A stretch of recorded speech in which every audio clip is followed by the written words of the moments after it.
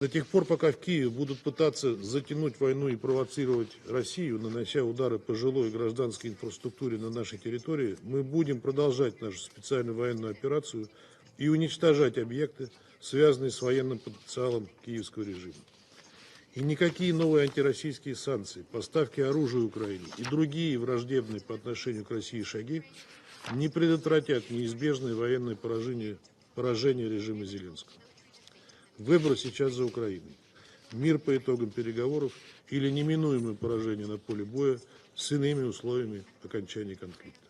And I'd like to thank Undersecretary DiCarlo for her briefing and thank Director Doughton for her intervention. Colleagues, more than 3 months have passed since this Council adopted a resolution imploring a swift end to the conflict between Russia and Ukraine. Following that historic resolution, the United States has worked tirelessly with both sides, seeking a path to peace. We want an end to this war. As the first step on that path to peace, the United States put forward a proposal for an immediate, unconditional, and comprehensive ceasefire. Ukraine unequivocally accepted, pending Russia's agreement to do the same. Since then, we have been urging Russia to accept a ceasefire. Following President Trump's May 21 call with Russian President Putin, the Russian Federation is expected to provide a term sheet broadly outlining its vision for a ceasefire.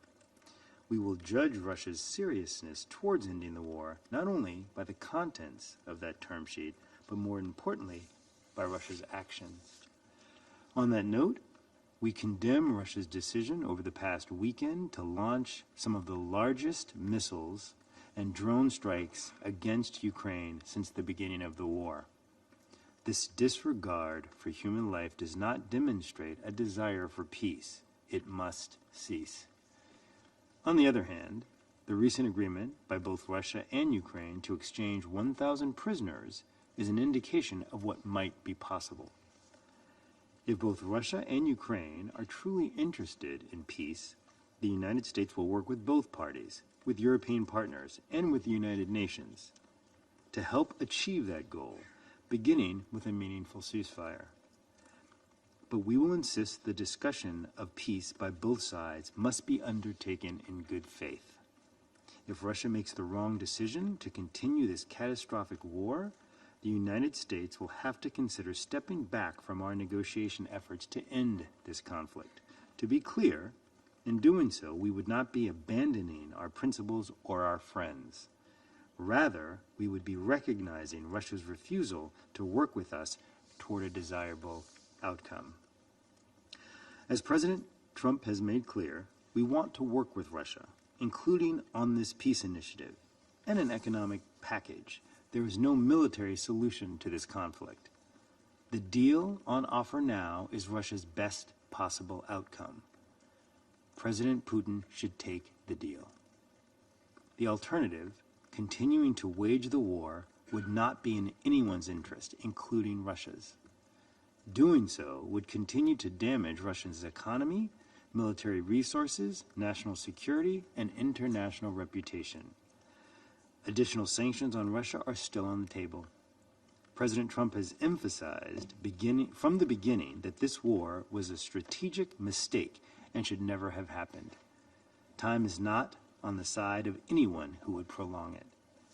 We will call on both Russia and Ukraine to make the difficult, historic decision to pursue peace. The responsibility of ending this war ultimately lies with them. If one side proves unable or unwilling to do so, it will own the consequences. Thank you, Mr. President. Colleagues, we convene today to address the situation in Ukraine as we collectively mourn the lives lost due to Russia's recent attacks. This weekend saw two of the largest mass air attacks of the war, back to back. Over 3 days, Russia launched over 900 drones and missiles at Ukrainian cities, reportedly resulting in the deaths of 30 people and injuring a further 150. And these deaths were not an accident. Russia's missile and drone strikes struck major urban centres and densely populated regions. Over the night of 24 May, among those killed were 3 children, specifically 3 siblings.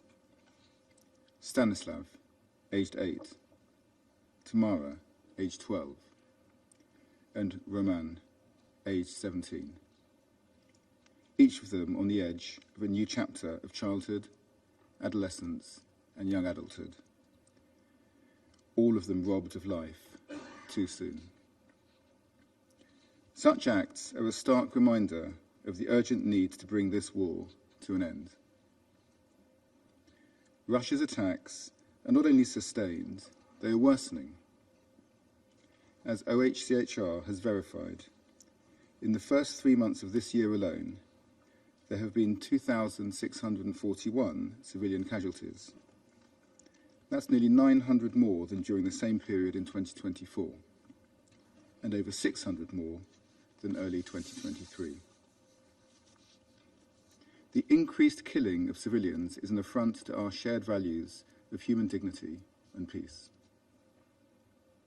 Values which President Putin claims to share, yet continues to violate. Putin's priorities are demonstrated by his timing. These attacks were launched days after talks in Istanbul, in which Russia, yet again, refused to agree to an unconditional ceasefire. Presented with another opportunity for meaningful progress towards peace, Putin chose war. President, while Ukraine stands ready for an unconditional ceasefire, Russia sustains its aggression. And once again, innocent civilians are paying the price. Russia's actions speak much louder than its words. So we call on Russia to comply with international law, including the UN Charter, and to stop the killing of innocent civilians. Russia's unrelenting invasion of its sovereign neighbour will only redouble our resolve to help Ukraine defend itself and to use the necessary measures to restrict Putin's war machine. We will work in unison with the US, Ukraine, our European and international partners, until a just and lasting peace is no longer an aim, but an enduring reality. I thank you. The impact of the war on children is particularly heartbreaking.